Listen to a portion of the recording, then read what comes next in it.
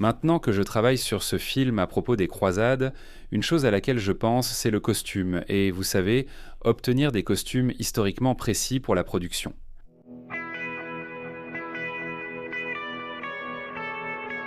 Donc j'ai contacté différents experts que je connais, et je parlais avec un ami à moi, un gars que j'ai appris à connaître grâce à Real Crusades History au fil des années. Un gars très compétent, il s'appelle Sam et il travaille avec la Little Dunmount Company. Donc c'est un reconstituteur historique. Donc il recrée des armes médiévales, des scènes de bataille, ce genre de choses. Principalement autour des 11e et 12e siècles, cette époque-là, et nous parlions des pantalons et du fait que c'est quelque chose qui est souvent mal représenté dans les séries télévisées et les films qui se déroulent au Moyen Âge. Il montre des gens portant ce qui semble être des pantalons de type moderne. Un exemple qui faisait rire Sam et moi, c'était dans Kingdom of Heaven. Il y a ces scènes où Orlando Bloom, dans le rôle de Balin d'Imlin, semble porter ce qui ressemble à un pantalon en cuir. Et tout d'abord, on peut imaginer porter un pantalon en cuir dans cette partie du monde en plein été. Mais en plus de cela, il n'y avait pas de tels pantalons en cuir à l'époque, au XIIe siècle. Cela n'existait tout simplement pas. Au Moyen Âge, les gens ne portaient pas de pantalons modernes, mais quelque chose de très différent.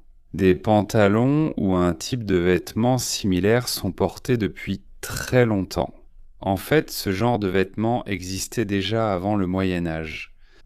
Vous pouvez voir à l'écran en ce moment un exemple de pantalon datant du IVe siècle. Ainsi, les peuples germaniques rencontrés par les Romains dans l'Antiquité pouvaient porter des pantalons ou un type de pantalon. Les anciens Romains eux-mêmes ne portaient pas de pantalon à l'origine.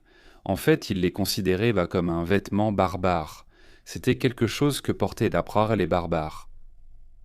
La tunique romaine traditionnelle et la toge romaine, c'était le type de vêtement noble, un vêtement de prestige.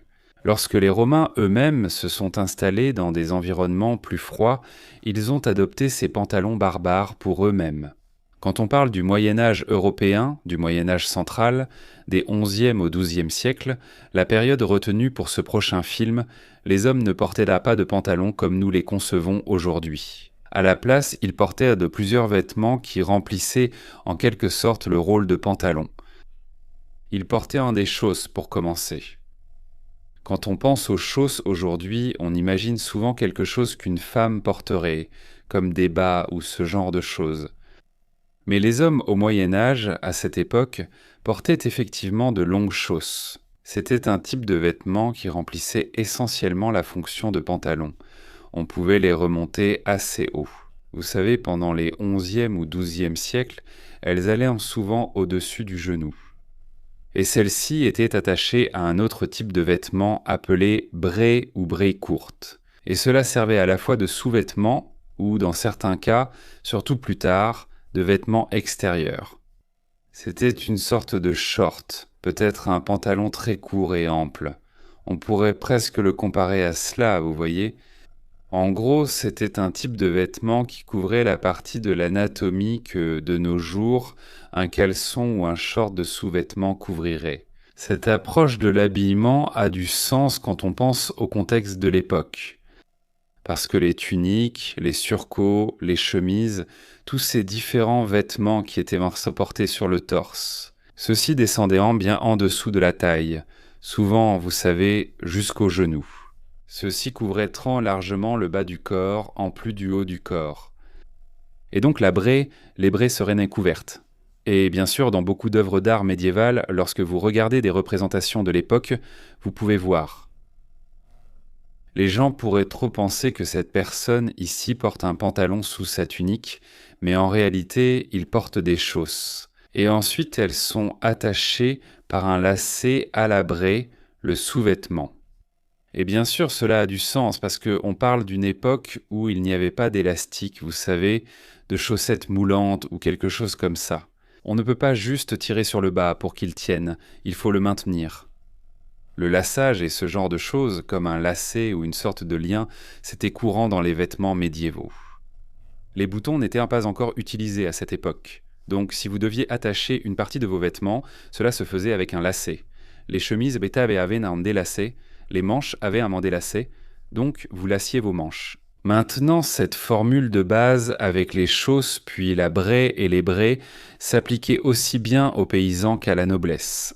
Les deux portaient ce type d'agencement vestimentaire. Il y avait un aspect pratique. Le but principal des chausses était de tenir chaud, de couvrir et protéger les jambes, mais elles pouvaient être retirées. Et par exemple, pour les travailleurs agricoles, nous avons des représentations d'hommes portant simplement la braie. Et cela pouvait se porter seul. Sans les chausses, vous seriez beaucoup plus au frais. S'il fait très chaud et que vous travaillez dehors, que vous travaillez dans les champs, vous pourriez simplement porter la braie. Et ce serait un très bon type de vêtement à porter pour le travail manuel. Voici une représentation d'un travailleur agricole de cette époque. Vous pouvez voir qu'il fait chaud. Il a enlevé sa tunique pour avoir moins chaud pendant qu'il travaille. Les braies qu'il porte ne sont pas plus courtes. Elles sont plus longues, des vêtements très amples. Cela l'aurait aidé à rester au frais. Et vous pouvez voir ici que les braies sont suffisamment amples. Il peut remonter les jambes et les attacher pour qu'elles ne le gênent pas et l'aident à rester au frais pendant qu'il travaille.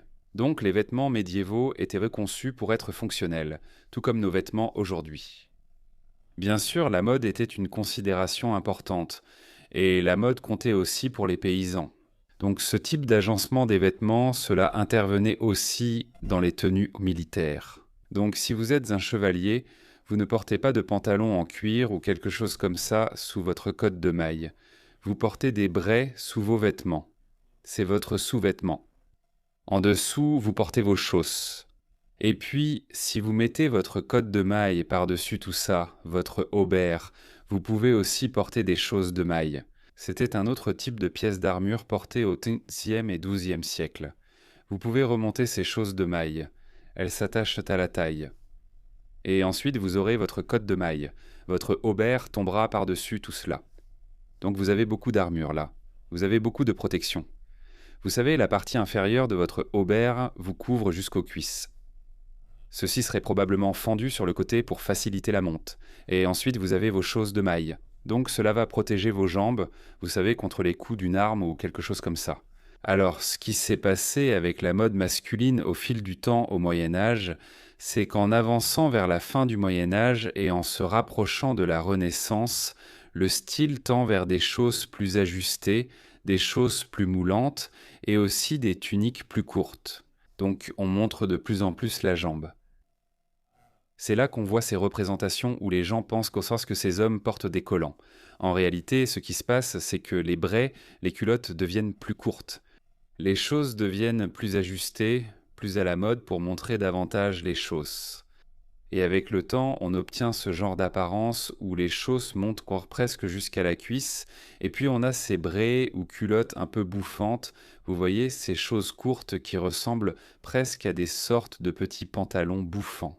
Et finalement, tout cela devient un seul vêtement, ça devient simplement un pantalon. Mais la brayette, bien sûr, descend de la braguette médiévale, qui était en quelque sorte, vous savez, similaire à la braguette d'aujourd'hui. Sur votre braie, vous aviez un rabat juste là qui se nouait et qui servait la même fonction qu'une braguette sur un pantalon moderne. J'espère que vous avez apprécié cette vidéo. Les vêtements au Moyen-Âge sont un sujet très intéressant. Bien sûr, c'est quelque chose auquel vous allez penser quand vous faites un film, quand vous réalisez un film sur les croisades ou sur n'importe quel sujet médiéval d'ailleurs. En tout cas, merci d'avoir regardé les gars. Je vous reparle bientôt.